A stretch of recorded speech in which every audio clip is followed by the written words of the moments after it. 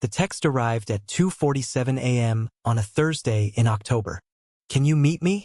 Right now. Please. No name, no emoji, no explanation. Just those 9 words from a number Ethan had deleted from his contacts 3 months earlier but never quite erased from muscle memory.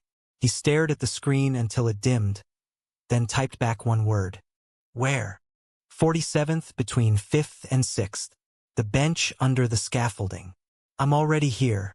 Ethan was out the door in under 90 seconds. Jeans pulled on over boxers, hoodie thrown over yesterday's t-shirt, sneakers untied. The elevator took forever. Outside, the air smelled like rain that hadn't decided whether to fall yet. He walked fast, almost ran the last 3 blocks, heart hammering against his ribs like it wanted out. There was Daniel, sitting on the metal bench beneath the construction netting, elbows on knees, head bowed so the streetlight caught only the sharp line of his jaw. He wore the charcoal suit he'd bought last spring for depositions, the one Ethan had once teased him about because the lapels were aggressively corporate. Now the jacket hung open and the tie was gone. His dark hair looked like he'd run his hands through it 100 times. Ethan stopped 10 feet away.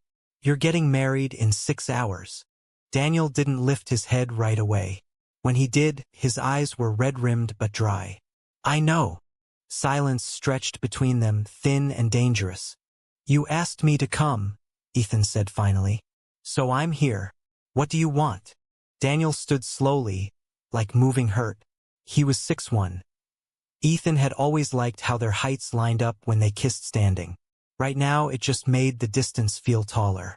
I don't know how to do this, Daniel said. I don't know how to walk into that church tomorrow and pretend the last 2 years didn't happen. They did happen. Ethan's voice came out flatter than he meant. And then you chose her. You chose the ring, the venue, the fucking monogram napkins. You chose. I didn't choose to stop loving you. The words landed like a slap. Ethan laughed once, short and bitter. That's not how it works, Dan. You don't get to keep both lives in your pocket like loose change. Daniel took 1 step closer. I tried. God, I tried to let you go. I told myself it was just a phase, just chemistry, just youth. That I could marry Rebecca and be happy. That I could be the son my father always wanted. The husband she deserves, the partner at the firm by 40. I told myself I could bury it. But you didn't. No, Daniel's voice cracked on the word. I didn't. Ethan felt something inside his chest tear. A slow, deliberate rip. He had spent the last 94 days learning how to breathe without Daniel's messages lighting up his phone. Without the late-night voice notes. Without the way Daniel used to say his name like it was a secret only they knew. He had almost convinced himself he was healing. Almost. Then why am I standing here? Ethan asked. Why did you text me tonight of all nights? Because I'm terrified. Daniel's hands flexed at his sides. Because if I walk down that aisle tomorrow and I don't see you one more time, I think the part of me that's still honest will die right there at the altar. Ethan looked away, toward the yellow taxis sliding past on 5th. A couple laughed too loud outside the 24-hour diner across the street. Normal people. Normal hours. Normal choices. I can't be your last fling before the straight life, he said quietly. I won't. I'm not asking for that. Then what are you asking for? Daniel swallowed. I want you to tell me to go. Look me in the eye and tell me to marry her. Tell me it's the right thing. Tell me I'll be okay. Because if you say it, if you really mean it, maybe I can believe it. Ethan met his gaze. For a long moment neither of them moved. Then Ethan stepped forward until there was only enough space for breath. I could lie to you, he said. I could say go be straight. Go be safe. Go be the golden boy everyone expects. But I won't. Because it would be a lie, and you've had enough of those. Daniel's shoulders dropped a fraction. I'm not going to absolve you, Ethan continued. I'm not going to make this easy. You want to know what I want? I want you to choose. Not because you're scared, not because your parents will cut you off, not because the firm won't make you partner if there's a gay scandal. I want you to choose because you can't stand another day pretending. Daniel closed his eyes. I'm not as brave as you. I'm not brave, Ethan said. I'm just tired of being the secret. A police siren wailed somewhere uptown, growing fainter. Daniel opened his eyes again. "Can I?" He stopped, throat working. "Can I kiss you? Just once. Before I decide." Ethan felt the air leave his lungs. Every rational part of him screamed no. Every other part remembered exactly how Daniel's mouth felt against his. Tentative at first, then desperate, like he was drowning and Ethan was oxygen. He nodded once. Daniel cupped Ethan's face with both hands, thumbs brushing the corners of his jaw. The kiss was slow, almost reverent, nothing like the frantic hotel room collisions they used to have. Tasted like goodbye and coffee and regret. When they separated, Daniel rested his forehead against Ethan's. "I'm sorry," he whispered, "for all of it." Ethan didn't answer. He couldn't. Daniel stepped back. "I have to go." "I know." Daniel walked away first, shoulders squared, suit jacket flapping in the wind. He didn't look back. Ethan stayed under the scaffolding until the sky began to lighten, turning the buildings from black to bruised purple. Then he turned toward home, the taste of Daniel still on his lips, and wondered how many hours he had left before the wedding photos started appearing in his feed. Rebecca's dress arrived at the church at 8:12 a.m. in 3 white garment bags carried by her 2 sisters and her best friend Lauren. Ethan knew this because Lauren posted a story, a close-up of ivory lace, the caption "She's ready sparkles" followed by 3 heart emojis and a ring emoji. He swiped it away so fast his thumb cramped. He hadn't slept. He showered, made coffee he didn't drink, opened his laptop, closed it again. Every 15 minutes he checked the time like it might change the outcome. At 9:40, he put on the navy blazer he'd worn to his sister's graduation, the one Daniel had once said made his shoulders look dangerously good. He told himself he wasn't going to the church. He told himself he was just going to walk downtown, get some air, buy a bagel, act like a normal person on a Saturday morning.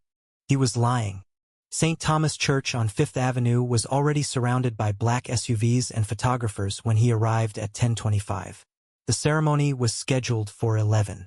Ethan stayed across the street, half hidden behind a newsstand, hoodie up, sunglasses on even though the sky was overcast. He watched guests arrive in waves, older men in morning coats, women in pastel dresses and wide hats, children tugging at bow ties. He recognized Daniel's father immediately. Tall, silver-haired, handshake like a vice. The man who once told Daniel that the only thing worse than failure is weakness. Then the groom's party. Daniel stepped out of the lead car looking like he'd been carved from marble. Dark suit, white pocket square, hair perfect.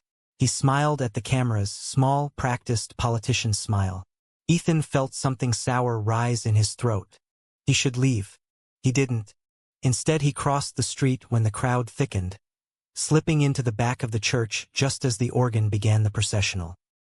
He stood against the wall near the last pew, invisible among the latecomers and the ushers. From there, he could see everything. Rebecca appeared at the top of the aisle on her father's arm. She was radiant. Blonde hair swept into an elegant updo, veil trailing like mist, smile so wide it looked painful. The congregation rose. Daniel turned. Their eyes met across 70 feet of red carpet and candlelight. For one heartbeat, Daniel's face collapsed. Raw, unguarded panic. Then he recovered, offered his hand to Rebecca, and the mask was back in place. Ethan stayed for the vows. "I, Daniel, take you, Rebecca, to be my lawfully wedded wife." Each word felt like a nail. To have and to hold. From this day forward, for better, for worse. Ethan's vision blurred. He told himself it was the incense.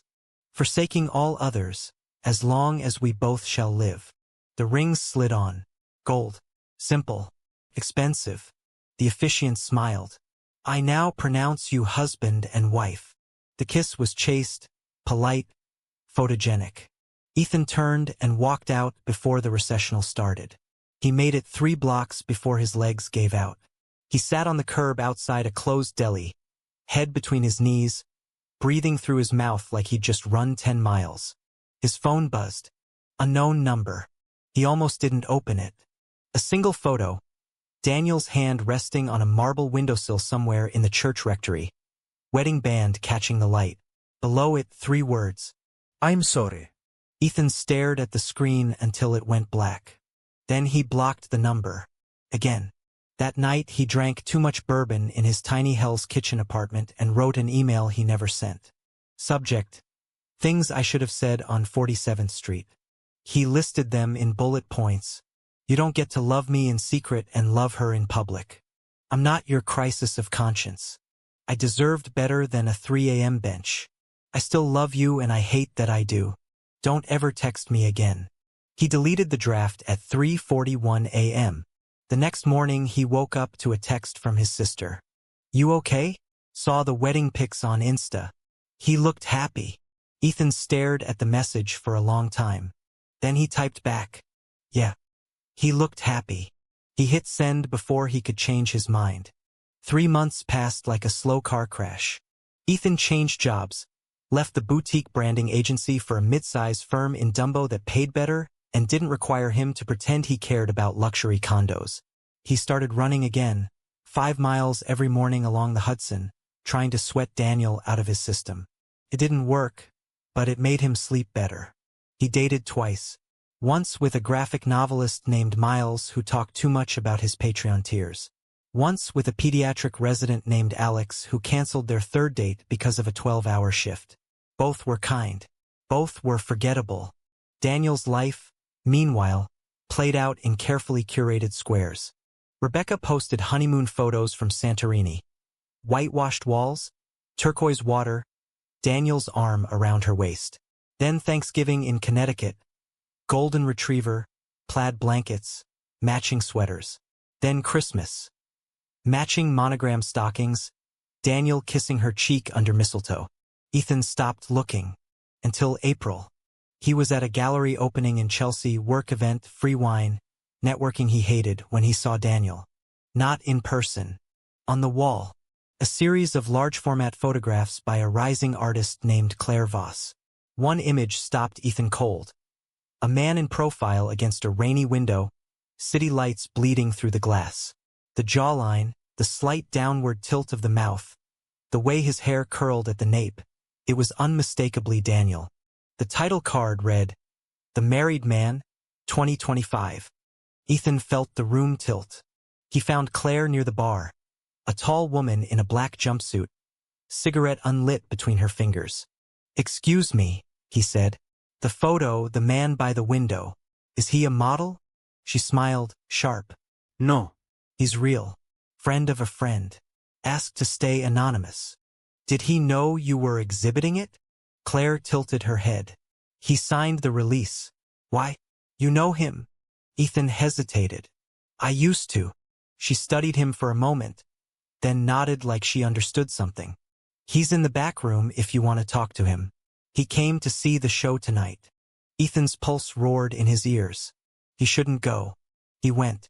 The back room was smaller, dimly lit, stacked with crates and bubble wrap. Daniel stood near a window that overlooked 10th Avenue, hands in his pockets, staring at nothing. He turned when he heard footsteps. Their eyes locked. Neither spoke for almost 10 seconds. You're here, Daniel said finally. So are you. I didn't know you'd see it. Bullshit, Ethan said. You knew exactly where I work. You knew I'd be at openings like this. Daniel didn't deny it. Ethan stepped closer. Why? Because I'm drowning, Daniel said. Because every morning I wake up next to someone I care about and I still feel like I'm cheating on you. Because I see your face every time I close my eyes. Because that photo is the most honest thing I've done in 6 months. Ethan laughed, hollow. You hung your guilt on a gallery wall. That's not honesty. That's performance. Maybe. Daniel's voice was quiet. But it's all I had. Ethan looked at him, really looked. The man in front of him was thinner. Shadows under his eyes. The easy confidence replaced by something brittle. Are you happy? Ethan asked. Daniel swallowed. No. Then leave. I can't. Why not? Because she's pregnant. The words landed like a fist. Ethan took a step back. How far? 12 weeks. We found out last month. Ethan felt the floor disappear. Congratulations. Don't. Don't what? Be polite? Pretend I'm not dying inside right now. Daniel's jaw clenched. I didn't plan this. But you chose it. Ethan's voice rose despite himself. Every single day since that church you chose it. You chose her bed, her name on your bank account, her future. And now there's a kid. So don't stand here acting like you're trapped. You built the cage. Daniel looked away. I know. Silence again, heavier than before. Ethan turned to leave. Wait, Daniel said. Ethan stopped. If I walked out tonight, Daniel said. If I told her everything, if I left, would you still want me? Ethan closed his eyes. When he opened them again, he met Daniel's gaze without flinching. No, he said. Not anymore. Daniel flinched like he'd been struck. I loved you, Ethan continued. I loved you so much I would have waited forever. But forever ended the day you put that ring on her finger. I'm not your backup plan. I'm not your redemption arc. I'm just the guy who used to love you. He walked out. This time he didn't look back. Summer came late to New York that year, sticky and unforgiving. Ethan moved to a one-bedroom in Astoria. Smaller rent, bigger windows, quieter street. He painted the walls sage green and bought plants he promised himself he wouldn't kill. He started therapy, Wednesday evenings at 6:30 with a woman named Dr. Patel who never let him hide behind sarcasm. He told her about Daniel. She listened without judgment, then asked the question that kept him awake for weeks. Do you forgive him? Ethan didn't know. He wasn't sure he ever would. In September he got a call from an unknown number with a 203 area code. He almost didn't answer. Ethan? Rebecca's voice was small, careful. He froze. Yeah. I'm sorry to call like this. I found your number in an old phone. I didn't know who else to ask. He waited. Daniel's gone, she said. He left 3 weeks ago. Didn't tell me where. Just left a note saying he needed time to think. He hasn't filed for divorce yet, but he's not coming home. Ethan's mouth went dry. I haven't seen him. I know. I thought maybe he'd reach out to you. You were his friend. Friend. The word tasted like ash. He hasn't, Ethan said. I'm sorry. A long pause. He loved you, she said quietly. I knew it the whole time. I told myself it didn't matter, that marriage would fix it, that a baby would fix it. I was wrong. Ethan closed his eyes. I'm sorry. Don't be. I made my choices too. She hung up. That night Ethan dreamed of the bench on 47th Street. Only this time Daniel never walked away. They sat there until dawn, shoulders touching, saying nothing. When he woke up his pillow was wet. 2 days later a package arrived. No return address. Just his name in Daniel's neat block printing. Inside was a single photograph. The same one from the gallery show, but unframed, signed on the back in black ink. For the man who told me the truth when I needed it most. No note. No explanation. Ethan stared at it for a long time. Then he put it in the bottom drawer of his desk, face down. He didn't look at it again. But he didn't throw it away either. Winter returned to Manhattan like it had never left. Snow fell on Christmas Eve, fat flakes that muffled the city. Ethan spent the holiday alone by choice. Turkey sandwich, old movies, a bottle of red he didn't finish. He was okay with the quiet now. It no longer felt like punishment. On December 29th, he received a text from a new number. I'm in the city. Can we talk? Not asking for anything else. Just talk. Ethan stared at the screen until his eyes burned. He typed back. Where? Same bench. 10 p.m. He almost didn't go. He went. Daniel was already there, coat collar up, scarf wrapped tight. No suit this time, just jeans, boots, a knit cap pulled low. He looked older somehow. Not in years, but in gravity. Ethan stopped a few feet away. You left her, he said. It wasn't a question. Daniel nodded. Last month. We're divorcing quietly. She's keeping the apartment. I'm staying in a hotel until I figure out what's next. And the baby? Born 3 weeks ago. A girl. Sophie. Daniel's voice softened on the name. I see her every day. Rebecca's been kinder than I deserve. Ethan exhaled through his nose. Why are you here? Because I finally listened to what you said. Daniel looked up. You told me you weren't my redemption arc. You were right. I had to stop treating you like the answer to my guilt. Ethan waited. I'm not here to ask you to take me back, Daniel continued. I know I don't get that. I just needed you to know I heard you. I'm trying to be an honest man now. Not for you. For me. For Sophie. Snow landed on Daniel's eyelashes and melted instantly. Ethan felt something loosen in his chest. Not forgiveness. Not yet. But the absence of rage. I'm proud of you, he said. And he meant it. Daniel gave a small, broken smile. Thank you. They stood there while the city moved around them. Taxis honking, couples laughing, life happening. I should go, Daniel said eventually. Yeah. Daniel took one step, then stopped. If it's okay, can I hug you? Just once. Ethan considered it. Then he stepped forward. The hug was careful, brief, full of everything they couldn't say. Daniel smelled like cedar and snow and something faintly like baby powder. When they separated, Daniel's eyes were wet. Take care of yourself, he said. You too. Daniel walked away into the white. This time Ethan watched until he disappeared around the corner. Then he turned toward home. He didn't cry. He didn't smile either. He just walked. A few days later he took the photograph out of the drawer, looked at it for a long minute, then set it on the bookshelf next to a plant that had somehow survived. He didn't frame it, but he didn't hide it anymore either. Was he right to walk away that night on 47th Street, or should he have fought harder for the man he loved?